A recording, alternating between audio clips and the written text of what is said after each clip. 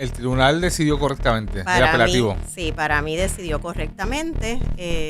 Como pues, Denis, tú lo dijiste, yo siempre entendí que no había discreción. El lenguaje del artículo 7.06, que fue el que analizaron, dispone que tiene que el tribunal impondrá, ese fue el lenguaje y de hecho ese fue el análisis que hicieron, una pena de reclusión de 15 años. Primer round. Hoy hemos estado con un programa bastante intenso. Hey. Hemos tenido aquí, como los tuvimos la primera vez, y lo repito, tuvimos hace un tiempo a los fiscales del caso de Mayra Nevares cuando cogieron el cantazo que cogieron con los 15 años, pero en la casa.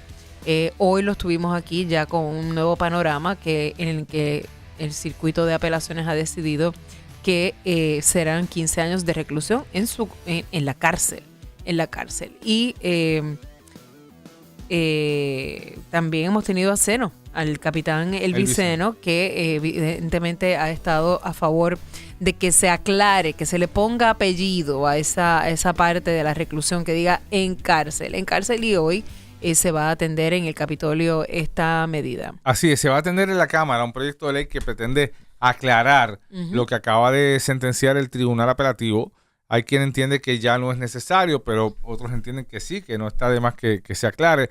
El Tribunal Apelativo entendió que la jueza Wanda Cruz, que el 30 de enero sentenció a 15 años en la casa a Mayra Nevares por la muerte de Justin Santos en el 2021 en el puente Teodoro Moscoso mientras que iba borracha, que abusó de su discreción o no tenía la discreción para ese tipo de pena alterna, restaurativa, porque el legislador dejó claro que las penas de reclusión son en la cárcel y no en la casa. Y estos eventos así, Denis, son importantes para que la gente comprenda mejor el sistema, ¿verdad? Porque a veces yo escucho a la gente decir por ahí, a mí la política no me gusta, yo no me meto en la política. Pues mire, este es un ejemplo vivo de cómo las elecciones y la política inciden en la vida diaria. Porque lo que dijo el Tribunal Apelativo ayer fue que los legisladores, cuando establecieron la Ley 22 de Tránsito y le enmendaron a esto en este aspecto de la ley, que los legisladores establecieron que los 15 años eran de reclusión mandatoria en la cárcel. Y que esa era la intención y legislativa. Que no había la pena alterna. La discusión viene porque la juez entiende que no es claro, ¿verdad? Es vaga la ley y que permite una pena alterna, restaurativa.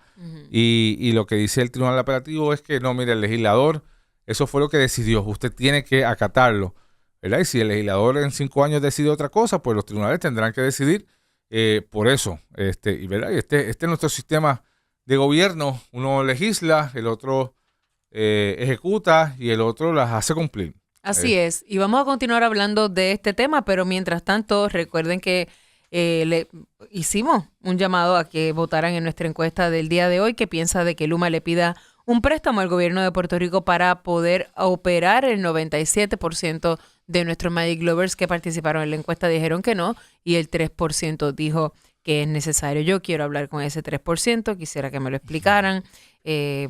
No sé. Ahí está Juan Saca. Juan Saca, donde vamos a llamar a Juan Saca, que tiene que haber votado él, su mamá y no sé quién más, porque 3% que pensar es necesario, interesante. Pero mira, Lenín, aquí también, cuando discutimos el caso de Mayra Nevares, trajimos a una ex juez que nos dijo que estaba en desacuerdo con esa sentencia y que en ese caso la juez no tenía discreción de mandarla para la casa. Y la trajimos hoy nuevamente porque aquí en Magic es donde todo comienza y tenemos a la ex juez Laura Celis Roque. Buenos días. Buenos días. Buenos días. Bueno. El tribunal decidió correctamente, el apelativo. Para mí decidió correctamente. Como pues, Denis, tú lo dijiste, yo siempre entendí que no había discreción. El lenguaje del artículo 7.06, que fue el que analizaron, dispone que tiene que el tribunal impondrá, ese fue el lenguaje y de hecho ese fue el análisis que hicieron, una pena de reclusión de 15 años. Ciertamente para muchas personas no queda claro de que reclusión signifique en la cárcel, Pero ahí fue que correctamente para mí, el Tribunal de Apelaciones hizo un análisis explicando que el hecho de que haya esa laguna en la ley no significa que es que el legislador quiso. Que cuando uno analiza el propósito de esa ley, de la ley de tránsito, esa laguna que hay o ese silencio que hay, significa que fue una omisión intencional, deliberada. Así que, ¿qué significa eso?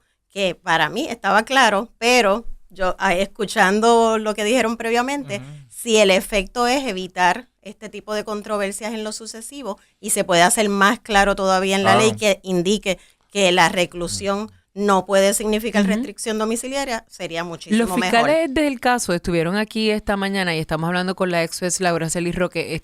Estuvieron aquí esta mañana y ellos tampoco tienen objeción en que se aclare si hay que aclararse, pero ellos desde su punto de vista, y fue lo que plantearon el tribunal, en el Código Penal, pues reclusión es cárcel, y si la intención hubiera sido que podría ser parte en la casa, el concepto es restricción domiciliaria. Es así.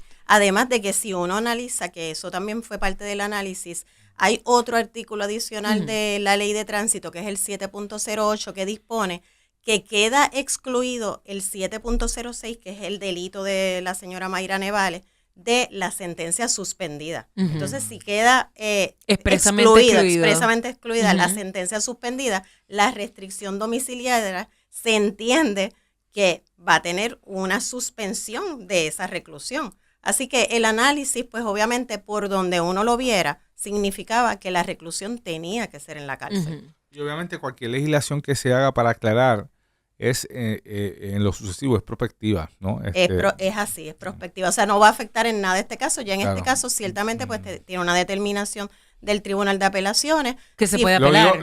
Que puede ir al Tribunal Supremo. Puede ir al Supremo y aunque, ¿verdad? Sería extrañísimo que el Supremo revoque al apelativo por su composición y su filosofía, ¿verdad? Un tribunal conservador, pero un escenario posible es que el Tribunal Supremo revoque al apelativo y sostenga a primera instancia la pena alterna. Es importante decir que lo que apruebe la legislatura ahora no puede ser retroactivo, tiene que ser prospectivo. Es correcto, no puede ser retroactivo. Ya. No. Y las penas alternas, el debate de que, ¿verdad?, la cárcel no rehabilita, este tipo de ser humano pues es un enfermo mental que debe ser tratado distinto, a pesar de que todo el mundo, ¿verdad?, en el país les gusta, todo el mundo cuando alguien comete un delito, todo el mundo dice que lo encierren y boten la llave. Hasta que sea el hijo de uno. Como si la cárcel fuera el castigo máximo y más importante. ¿Hay espacio para mantener la discusión sobre las penas restaurativas en casos que sí lo ameriten? Sí, claro que sí, porque esto es una ley especial, esta es la ley de tránsito, así que ciertamente hay que mirar bien de cerca la enmienda, porque pues en este caso sí falleció una persona, pero si es un daño que quizás no fallece la persona, que son los otros artículos, los de 5.07, pues a lo mejor evaluar eso. Pero ciertamente la rehabilitación es la política pública en el sistema de corrección en Puerto Rico, es constitucional, no la podemos echar a un lado. Pero ciertamente hay un debate de si verdaderamente la persona se rehabilita o no y si damos abasto en el sistema de corrección para eso. Correcto. Y si hay los programas suficientes para rehabilitar correctamente. Sí. Pero lo interesante incluso también de esta determinación del Tribunal de Apelaciones es que al final, que yo sé que pues muchos piensan que ha sido incluso hasta fuerte, es que hasta hace el análisis desde la perspectiva de la víctima, que no solamente podemos ver la rehabilitación, incluso dice que puedo ver con empatía que la jueza haya tomado en consideración la rehabilitación, pero ¿y la víctima? Pero no, y lo dice, hay una oración que lo dice, que para mí fue, yo siendo ex jueza, dice, pero los jueces estamos llamados a no invisibilizar a la víctima. Ahora, yo leí la sentencia y me pareció, me llamó la atención mucho también esa parte, porque el Tribunal Apelativo no se limitó a evaluar el aspecto técnico legal. No, ¿verdad? Se metió en otra cosa. Y de meterse, qué sé yo, en la ley, el diario de sesiones, ver la intención realmente del legislador. Se metió en el razonamiento social y en el clamor público, se metió en el tema de los elementos que debió considerar la juez cuando descubrió que podía imponer una sentencia alterna.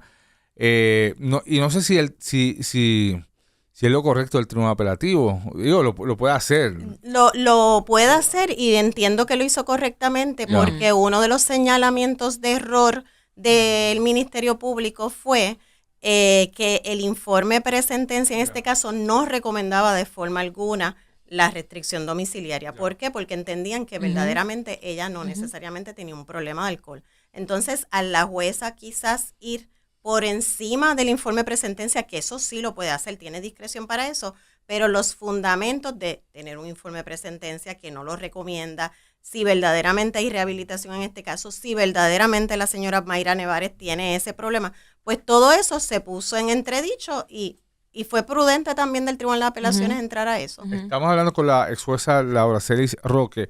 Ahora, es interesante, el informe de sentencia lo prepara un técnico sociopenal. Es así. Que no es un abogado, no es defensa, no es fiscalía, es esta persona que la juez o el juez encomienda, le asigna, una vez ya determinada la convicción, ¿verdad? Rendir un informe desde ese momento hasta el día de la imposición de la sentencia para considerar elementos, ¿verdad?, personales, es decir, es buena gente, no es buena gente, tiene una conducta vecinal cuestionable, etcétera. El técnico sociopenal, cuando dice que no recomienda una sentencia suspendida, aunque él no es abogado, no es legislador, no es fiscal, no es defensa, ¿no reconoce que la ley lo permite?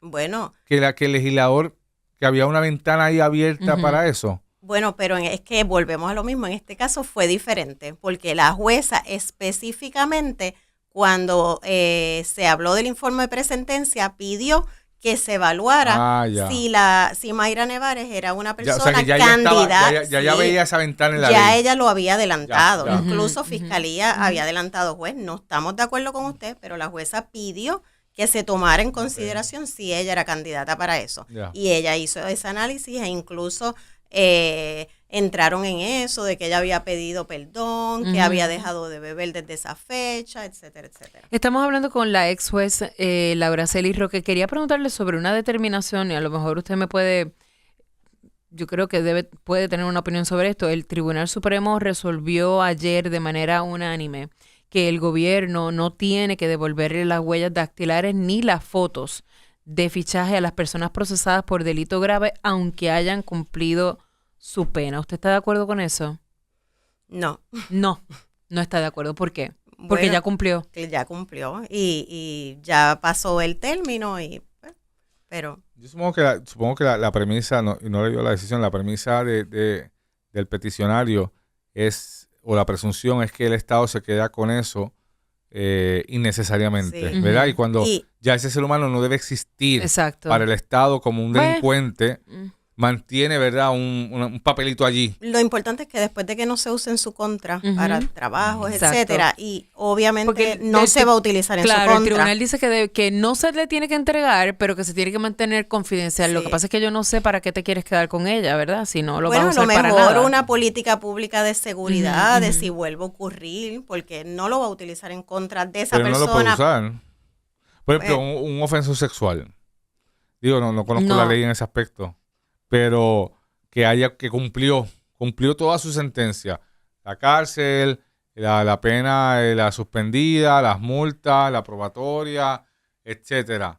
Debe el Estado seguir manteniendo, ¿verdad?, una promoción de esa persona como un ofensor sexual, como una persona que alguna vez cometió una ofensa sexual, o ya debe asumirse que ese ciudadano cumplió con la sociedad. Bueno, es que eso hay que analizarlo caso a caso. Todos los casos son diferentes, pero ciertamente la política pública de cualquier gobierno y del Estado es que somos parens patria, que tenemos que velar por la seguridad y el interés público. Así que el interés público que yo podría ver es el de mantenerlo ahí por si acaso reincide. Exacto. Que la protección de la sociedad es más importante que el individual. Claro. Exactamente. Gracias. Bueno, siempre pero me encanta, siempre es interesante hablar con la ex juez Laura Celis Roque y siempre le doy las gracias por estar disponible para estar aquí En primer round de Magic porque en este país todo el mundo es abogado. Todo el mundo con Facebook es abogado y necesitamos gente experta de verdad. Primer Round, lunes a viernes de 6 a 9 y 14 de la mañana por Magic, donde todo comienza.